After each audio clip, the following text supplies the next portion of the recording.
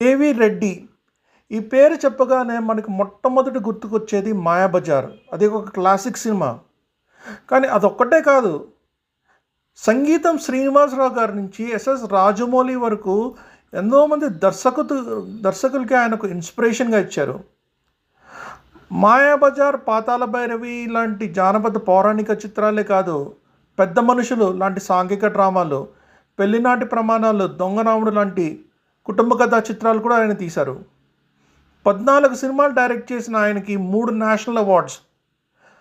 పాతాళ Bhairavi 1952 international film ఫెస్టివల్లో only south movie, దొంగరాడేమో ఎఫ్టీటీఏలో ఆర్కైవ్ అయింది. అనంతపురం జిల్లా తాడిపత్రిలో పుట్టిన కాదిరి వెంకటరెడ్డి మెడ్రాస్ ప్రెసిడెన్సీ కాలేజ్ నుంచి బీఎస్సీ ఫిజిక్స్ చేశారు. అక్కడ పి పుల్లయ్య గారు ఈయనకి సీనియర్ డైరెక్టర్. ఇద్దరు మూవీస్ మీద చాలాసేపు డిస్కస్ చేసేవాళ్ళు. ఆసక్తిగా ఉన్న కేవీ రెడ్డి గారు ఎన్నో పుస్తకాలు చదివారు. రష్యన్, జపనీస్ మూవీ మేకర్స్ని బాగా పరిశ్రమ చేశారు. ఆయన చిన్ననాటి స్నేహితుడు ఎం నారాయణ స్వామి, వాహిని స్టూడియోస్ ఫౌండర్, తనని ఆ ప్రొడక్షన్ డిపార్ట్మెంట్లో పనిచేయడానికి ఇన్వైట్ చేశారు. తర్వాత రెడ్డి గారు ఆ వాహినిలోని నారాయణ స్వామి, హెచ్ఎం రెడ్డితో ఒక కోపార్ట్నర్గా తీసుకొని ఆ వాహిని స్టూడియోస్ కాస్త బి నాగిరెడ్డి తర్వాత తీసుకుని అది విజయ వాహిని స్టూడియోస్గా ప్రసిద్ధి చెందింది. ఆ ప్రొడక్షన్ మేనేజర్గా వర్క్ చేసినప్పుడు ఆయన మూవీ మేకింగ్ ఒక వివిధ ఆస్పెక్ట్స్ గురించి బాగా పరిచయం చెందారు. ఆ టైం అప్పుడే ఆయన కమలాకర్ కామేశ్వరరావు గారిని కలిశారు. అన్నప్పుడు వాళ్ళకు ఒక అగ్రిమెంట్ కూడా చేసుకున్నారు, ఎవరైతే ఫస్ట్ సినిమా డైరెక్ట్ చేస్తున్నారో వాళ్ళు కింద అసిస్టెంట్గా చేస్తారని. 1993లో భక్తపోతున్న కేవీ రెడ్డి గారి ఫస్ట్ సినిమా. దాంట్లో కమలాకర్ కామేశ్వరరావు గారు ఆయనకి అసిస్టెంట్ డైరెక్టర్గా వర్క్ చేశారు. చిత్తూరు నాగయ్య గారు లీడ్ రోల్ వేశారు. రెండో ప్రపంచ యుద్ధం వల్ల షూటింగ్ డిస్టర్బ్ అయినా, కొంచెం ప్రాబ్లమ్స్ వచ్చినా ఆ సినిమా షూటింగ్ కంటిన్యూ చేసి అది రిలీజ్ అయ్యి చాలా పెద్ద సక్సెస్ అయింది. మళ్ళీ నాగయ్య గారితో యోగి వేమన సినిమా తీశారు. అది క్రిటికల్గా అప్రిసియేషన్ పొందిన, కమర్షియల్గా ఫెయిల్ అయింది. అది తప్పుడు షేక్స్పియర్ నాటిక కింగ్ లియర్ ఆధారంగా గుణసుందరి కథ తీశారు ఆయన్ని. కాకపోతే దీన్ని ఇంకా కొంచెం ఎంటర్టైనింగ్గా తీశారు. ఈ సినిమా చాలా పెద్ద సక్సెస్ అయింది. ఈ సినిమా ఎన్టీఆర్ని ఒక స్టార్ చేసింది. ఎన్టీఆర్ ఆల్రెడీ విజయవాడతో షావుకార్లో వర్క్ చేశారు, కానీ ఈ సినిమా కమర్షియల్గా ఫెయిల్ అయింది. కానీ కేవీ రెడ్డి గారు ఎన్టీఆర్ని ఈ రోల్కి చూస్ చేశారు. అలాగే మాంత్రికుడి రోల్కి ఎస్వి రంగారావు గారిని చూశారు. ఆయన కూడా అంత పెద్ద స్టార్ కాదు అప్పుడు. ఈ సినిమా ఒక సక్సెస్సే కాదు, ఒక ల్యాండ్ మార్క్గా నిలిచింది. ఆ సాహసం చేయరా డింబక అనే డైలాగ్ ఇప్పటివరకు పాపులర్ అయింది. ఈ సినిమాతో ఎన్టీ రామారావు గారు, ఎస్వి రంగారావు గారు ఇద్దరు పెద్ద స్టార్స్ అయ్యారు. జానపదమే కాదు, సాంఘిక సినిమాలు కూడా చేయగలనని పెద్ద మనుషులతో నిరూపించారు.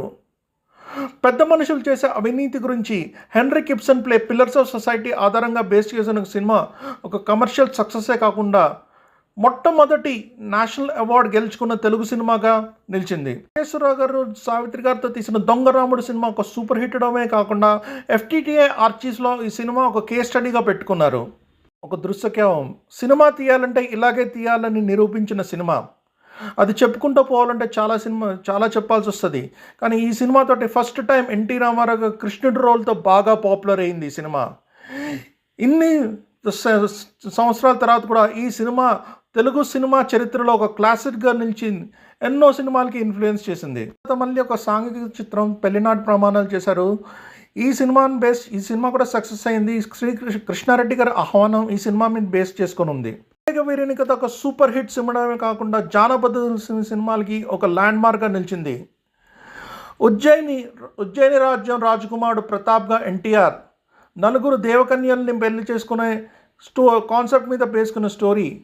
బి సరోజాదేవి ఇంద్రుని కుమార్గా ఆవిడ అందాలు, పాటలు. ఈ సినిమా ఒక పర్ఫెక్ట్ ఎంటర్టైనర్గా నిలిచింది. 1963లో విడుదలైన శ్రీకృష్ణార్జున యుద్ధం మహాభారతంలో గయోపాఖ్యానం కథ మీద బేస్ చేసుకుంది. దీంట్లో కృష్ణుడిగా ఎన్టీఆర్, అర్జున్గా నాగేశ్వర గారు పోటాపోటీగా నటించారు. అలాగే సుభద్రగా సరోజాదేవి అద్భుతమైన అభినయం చూపించింది. కానీ 1964 to 70 మధ్య సత్యహరిశ్చంద్ర, ఉమాచండి, గౌరీశంకరులు కథ, భాగ్యచక్రం వరుసగా ఫ్లాప్ అవడంతో ఆయనకు అవకాశాలు తగ్గాయి. అప్పుడు ఎన్టీ రామారావు గారే మళ్ళీ ఆయన బ్యానర్ కింద శ్రీకృష్ణ సత్య అనే రోల్ ఇచ్చారు సత్యభామ నరకాసుర స్టోరీ మీద. ఈ సినిమా ఒక సక్సెస్ అయింది. కాకపోతే ఈ సినిమా 1972లోనే ఈ సినిమా రిలీజ్ అవ్వకముందే కేవీ రెడ్డి గారు అనారోగ్యంతో కన్నుమూశారు. లాంటి ఆల్ టైమ్ క్లాసిక్ తీసిన కేవీ రెడ్డి గారి జయంతి సందర్భంగా ఆయన స్మరించుకుంటూ నివాళులు అర్పిస్తూ ఈ వీడియో నచ్చితే మీకు లైక్ చేయండి, షేర్ చేయండి, సబ్స్క్రైబ్ చేయండి. కామెంట్స్లో మీకు ఇష్టమైన కేవీ రెడ్డి సినిమా గారిని గురించి రాయండి. నమస్తే, నేను మీ రత్నాకర్, సిటీ మార్ diary of a movie lover తరపున అందరికీ సైన్ ఆఫ్ చేస్తున్నా.